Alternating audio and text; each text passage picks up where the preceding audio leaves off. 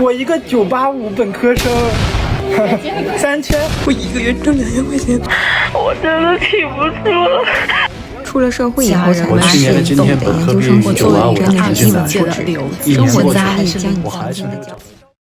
最近几年，越来越多的中国大学生被找工作折磨得体无完肤。甭管你是985、211的硕士，还是全球名校的海归，都难以找到一份合适的工作。而另一面，中国官方数据却显示，中国经济正在高速增长，一片欣欣向荣。本期视频，我将用大量的例子来揭露为什么中国的官方数据完全没有可信度。关心中国经济的朋友一定要看完。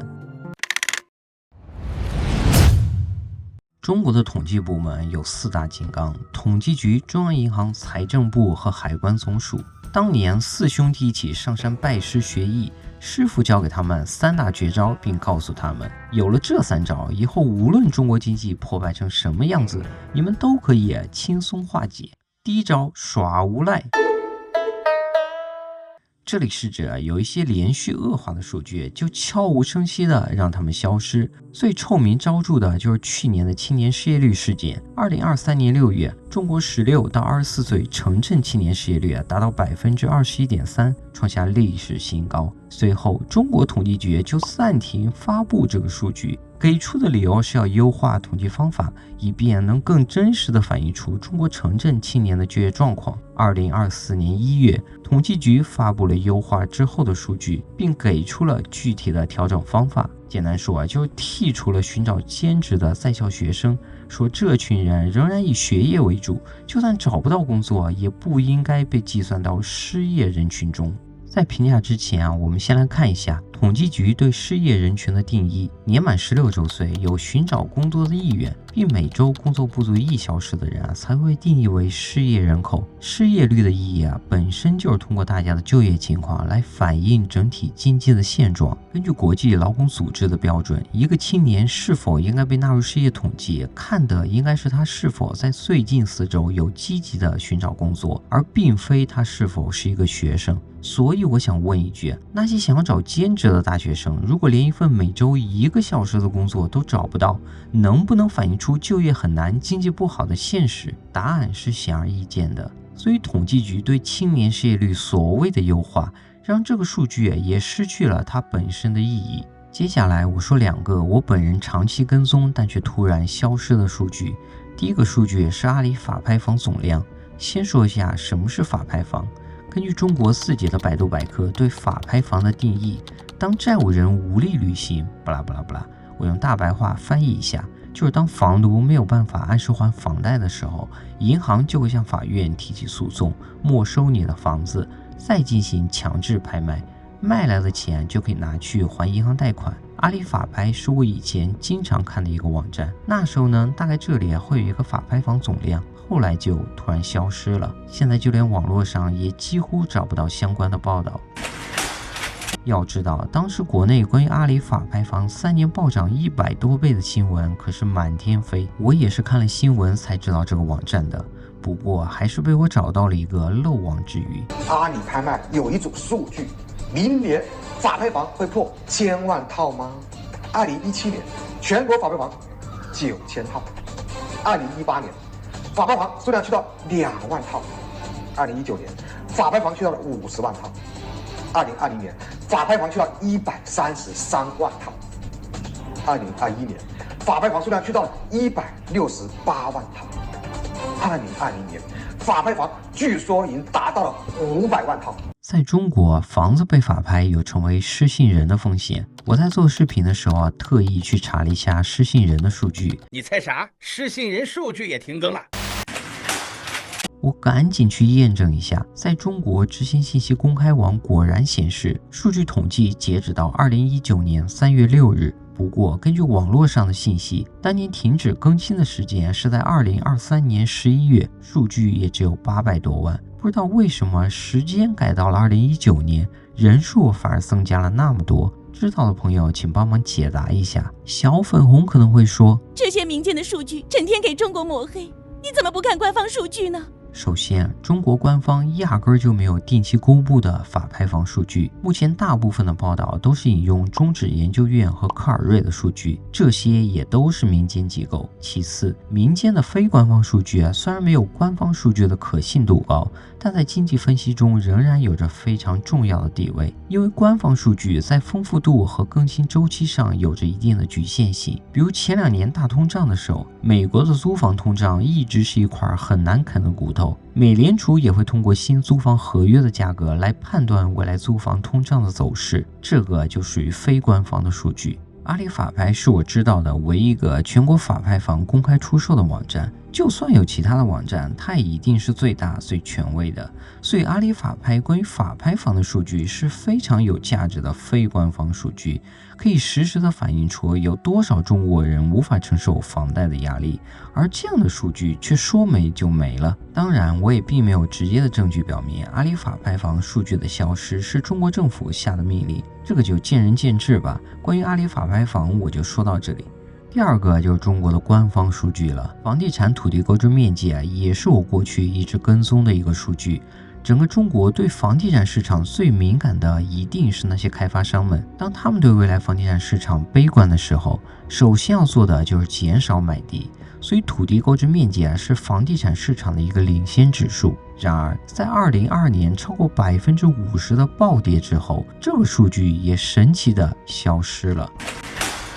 从统计局的网站可以看到，在2022年12月之后就再也没有这个数据了，现在也只能在国家财政部每个月公布的数据里查到地方政府的土地财政收入和支出。房地产在中国所有的产业里，要说第二，那没有产业敢说第一。土地购置面积这个数据的重要性可想而知，数据也是统计局自己统计的，怎么就说没就没了呢？前面2个都是我曾经跟踪过又突然消失的数据，但毕竟我关注的数据有限，所以我就问了一下 ChatGPT， 最近几年中国有哪些停止发布的数据？果然没有让我失望。中国国家能源局在2024年7月停止发布各类发电来源的平均利用时间。很快我就在国家能源局网站上证实了这一点，不过并不是在7月份，而是在5月份。对比国家能源局发布的3月份和5月份的全国电力统计数据，我发现在3月份的时候还有全国不同发电设备的平均使用时间，但到5月份之后就没有了。以上说的几组数据都有一个共同特点，就在突然消失之前都严重打脸了中国经济，而他们的突然消失又再次打脸了中国公共部门的公信力，所以这些统计部门才是真反贼，一个数据可以连打中国2次脸。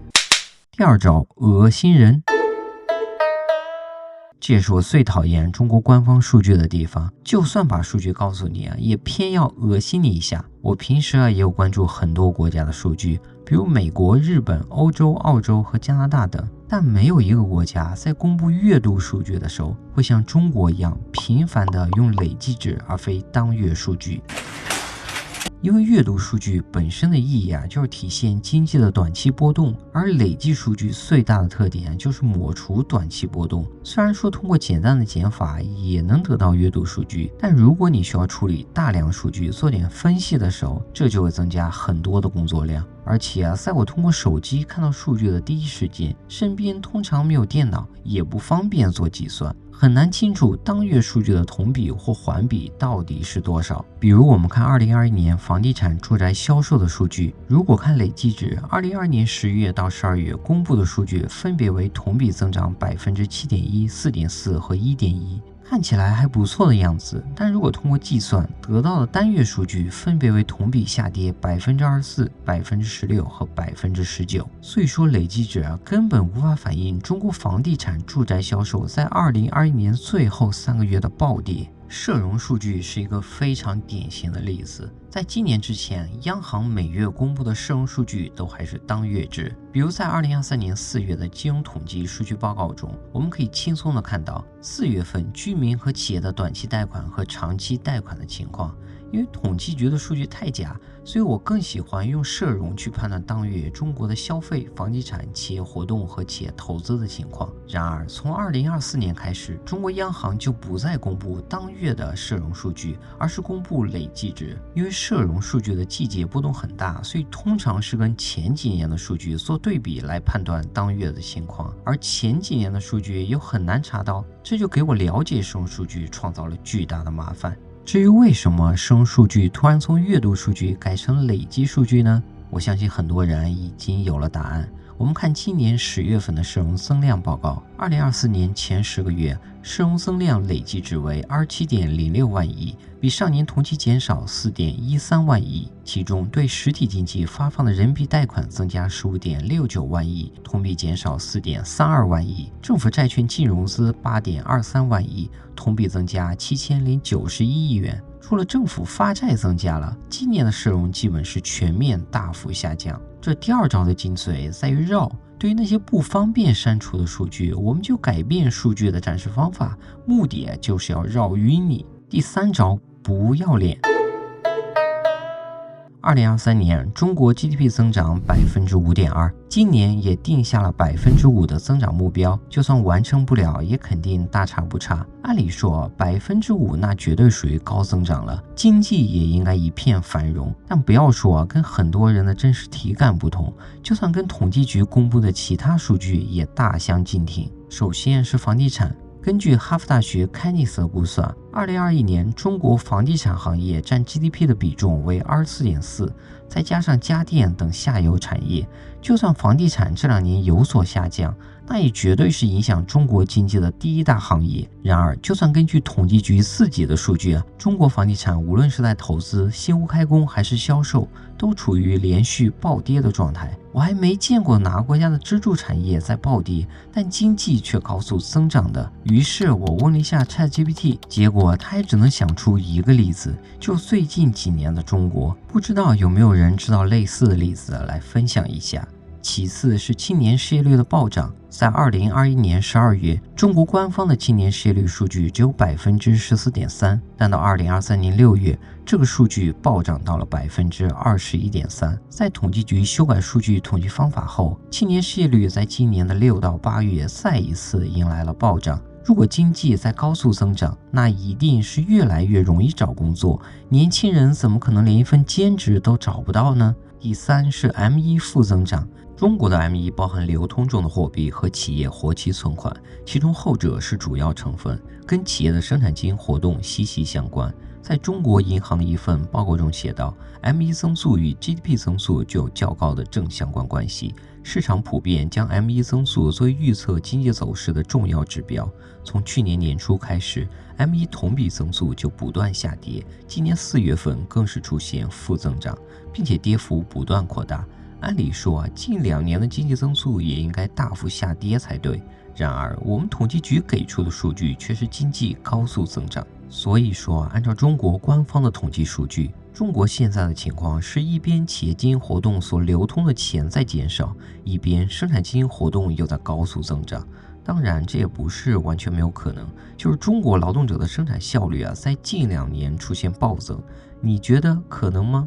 面对 M1 的暴跌，中国式的数据优化当然不会放过。中国央行在前几天发布公告，自2025年1月起， M1 将增加个人活期存款、非银支付机构客户备付金。听到这里就算对这2个新成分不熟悉的人，也一定可以立马做出判断，他们的加入会让 M1 增速大大提高。相似的例子还有很多，比如中国工业企业的利润在下滑，各种税收下滑和之前提到的还不起房贷的人数在暴涨等等。也欢迎大家帮忙补充，我会给最靓的仔置顶评论。通过上述的大量例子我们可以看出，中国的官方数据并不存在它该有的公信力。中国经济的高速增长也有很多值得怀疑的地方。近期，国投证券首席经济学家高善文在一次演讲中指出，中国 GDP 在过去3年被高估10%。随后，他的社交账号就像某些数据一样，也神奇地消失了。中国作为一个崇尚计划经济的社会主义国家，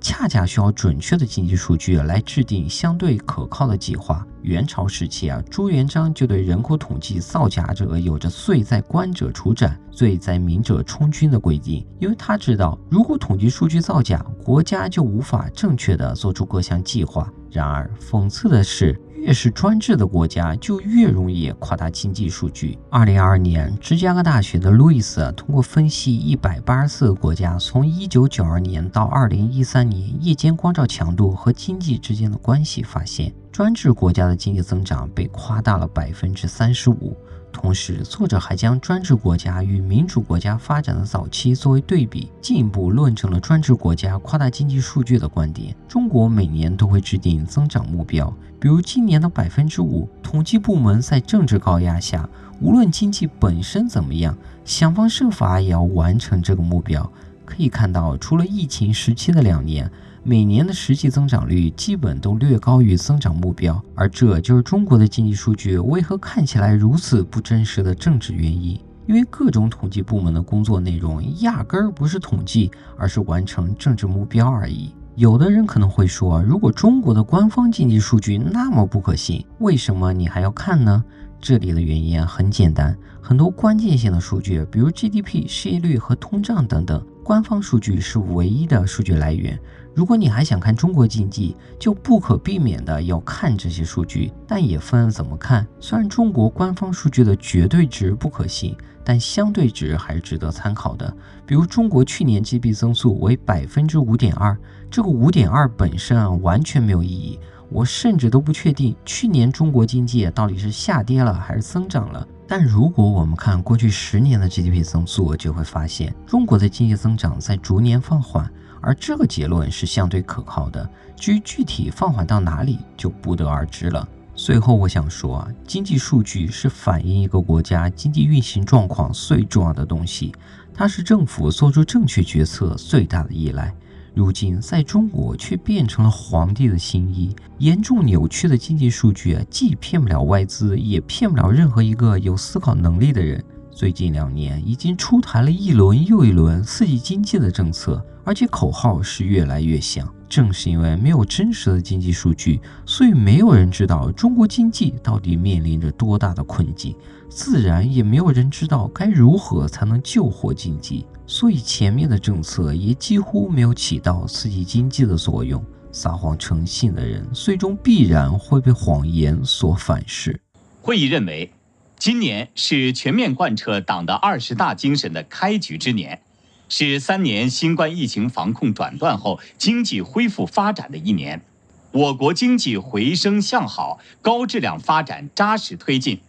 全面建设社会主义现代化国家迈出坚实步伐。综合起来看，我国发展面临的有利条件强于不利因素，经济回升向好、长期向好的基本趋势没有改变，要增强信。好了，本期视频就到这里，喜欢的朋友请给一个关注、点赞加评论，谢谢大家，拜拜。